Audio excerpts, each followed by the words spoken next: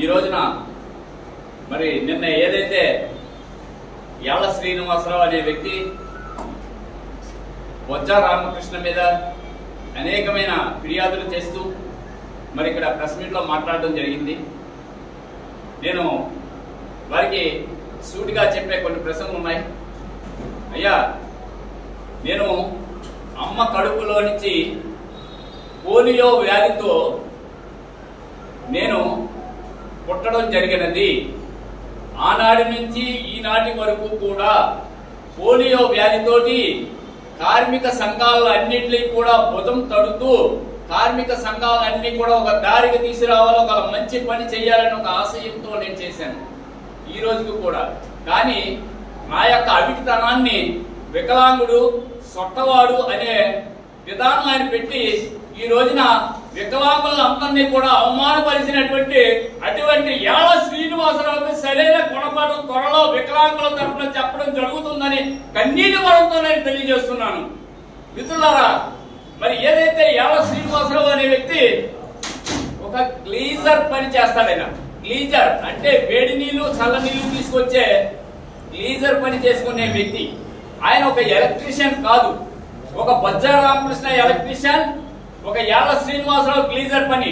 మీరు నేను రెండు ఛాలెంజ్ చేసుకుందాం. నేను హౌస్ చేస్తాను, వైరింగ్ చేస్తాను, ఒక వ్యక్తి సహాయం లేకుండా నేను చేయగల సత్తా నా దగ్గర ఉందని నువ్వు వస్తావా? ఛాలెంజ్ అని విసురుతున్నా వారి మీదకి. అలాగే మరి ఏదైతే సంవత్సరానికి ఆయన 3 నెలలు మాత్రమే వర్క్ చేస్తాడు, మిగతా 9 నెలలు కూడా రాజకీయ నాయకుడు. అదే ఈనాడు మరి కొంతమంది నాయకులు తెలియజేస్తున్నారు, అస్తమాను బొజ్జ రామకృష్ణ మీడియాలో వస్తున్నాడు, బొజ్జ రామకృష్ణ ఇచ్చేస్తున్నాడు అది చేస్తున్నాడని. అయ్యా, నేను కార్మికుల కోసం పని చేస్తున్నాను, రాజకీయ నాయకుల బూట్లు తొడడానికి నేను పని చేయట్లేదు. ఉన్నది వాస్తవంగా మాట్లాడుతున్నాను.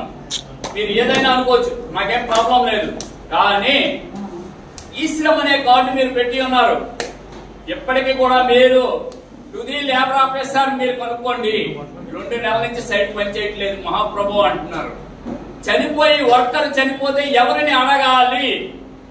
ఒక రాజమహేంద్రవరం ఎమ్మెల్యే గారి దగ్గరికి వెళ్లి నమస్కారాలు పెట్టుకున్నాం 3 సార్లు. అయ్యా, మా సమస్యలు ఉన్నాయి, మా బాధలు ఉన్నాయి, మమ్మల్ని చూడండి అంటే మీరు వైఎస్ఆర్ పార్టీ వాటిని అంటే పెద్ద పెద్ద నాయకులకి పార్టీలు మార్చు, పార్టీలు తిరగొచ్చు. ఒక కార్మిక నాయకుడు ఏ పాపం చేశాడండి? నేనేమన్నా వాళ్ళకి అనుబంధం అయ్యానా? మేమేమన్నా అమ్మేశామా?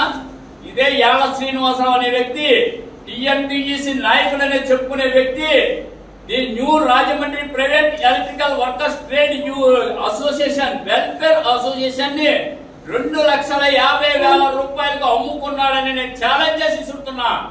రజక సేవా సంఘంలో డైరెక్ట్ గా 2,50,000 రూపాయలు గౌరవనీయులైనటువంటి రాజమహేంద్రవరం ఎమ్మెల్యే గారి చేతుల మీదుగా 2,50,000 రూపాయలు ఆదిరెడ్డి అప్పారావు గారు గౌరవనీయులు ఎమ్మెల్సీ గారు వారి చేతుల మీదుగా తీసుకున్న సందర్భాలు మీకు లేవా అని నేను అడుగుతున్నా.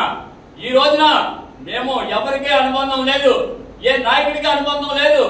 కార్మికుల కోసం, కార్మిక శక్తి కోసం, శ్రామిక భవనం కోసం మేము తల వచ్చి వెళ్ళడం జరిగింది. అంతవరకే తప్ప మేము పండుగలు వేసుకొని మెల్ల పూలదండలు వేసుకోలేదు ఏ రోజుని కూడా.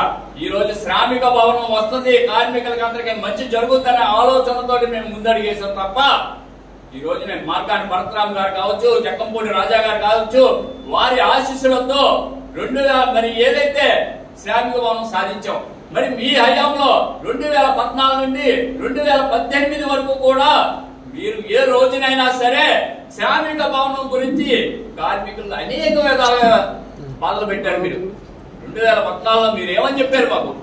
ఎప్పుడు చూసినా మేడే 20 రోజులు మనకి గుర్తొస్తుంది మీకు శ్రామికులు. ఎందుకంటే వాళ్ళకి ఒక అవార్డు ఇవ్వాలి, శ్రామిక అవార్డు ఇవ్వాలంటే దానికి మేము అందులో 2014 నుంచి 2018 వరకు మేము కూడా టీఎన్టీసీలో చేసిన వాళ్ళమే. అయితే ఆనాడు మీరు ఎన్నో మాకు వాగ్దానాలు చేశారు. సైట్ గురించి ఎంతో మంది దగ్గర తిప్పించారు. మీరు కర్రలేసాం, పురుకాసు కట్టాం, ముగ్గేసాం అని చెప్పిన నాయకులు మీరు ఈ రోజుకి వచ్చి కూడా ఒక బిల్డింగ్ కూడా మీరు దారదత్తం చేయలేకపోయారు శ్రామికుల కోసం. అయ్యా, ఇప్పుడు కార్మికులు ఏదైతే క్వారీ మార్కెట్ దగ్గర శ్రామిక భవనం సాధించుకున్నామో ఇది కార్మికులందరికీ, ఇది నా ఒకటి కాదు, నాది కాదు, నా ఒళ్ళో పడదు, కేవలం కార్మికుల కోసం శ్రమిస్తున్నాం ఈ రోజుని. అది దాన్ని ఎంతో మాయ చేశారు, కిందకు దిగిపోతుంది అన్నారు, మొత్తానికి స్ట్రెచ్ వేసి ఇచ్చేస్తే మీరు దాన్ని రకరకాలుగా మార్జిన్ చేసుకుని అది కుంగిపోతుంది అది ఇది అని చెప్పి మొత్తానికి ₹1 శాంక్షన్ అయితే దాన్ని అది మొత్తానికి ఈఈ గారు దగ్గరుండి చాలా చక్కగా చేశారు. అది ఆ విషయంలో కూడా మేము ముందుకు వెళ్ళడం జరిగింది. ఇంకా ₹2 కోట్ల కావాలంటున్నారు. మన కమిషనర్ గారికి ఇస్తాం ₹2 కోట్ల పుష్కర నిధుల్లో శాంక్షన్ చేస్తాం అన్నారు. దాన్ని ఆపడానికి మీరు ఎన్నో ప్రయత్నాలు చేస్తున్నారు, చెయ్యండి, తప్పలేదు. ఇది నా ఒకరికి కాదు, ఒక బొజ్జ రామకృష్ణ అందులో ఉండడు. కార్మికులందరూ శ్రేయస్సు కోసం, నీడ కోసం, ఎండైనా వానగా అక్కడ విక్రమాలు కావచ్చు, చెట్ల కింద కావచ్చు, ఎండల్లో కావచ్చు, పడిగాపులు కాసు చూస్తుంటున్నాం. ఈ రోజు అందరికీ ఒక నీడ అనేది దొరుకుతుందనే ఆశయంతో మేము చేస్తున్నాం. అవమానపరిచే విధంగా యాళ్ల శ్రీనివాసరావు గారు మాట్లాడే విధానాన్ని తీవ్రంగా ఖండిస్తున్నాము.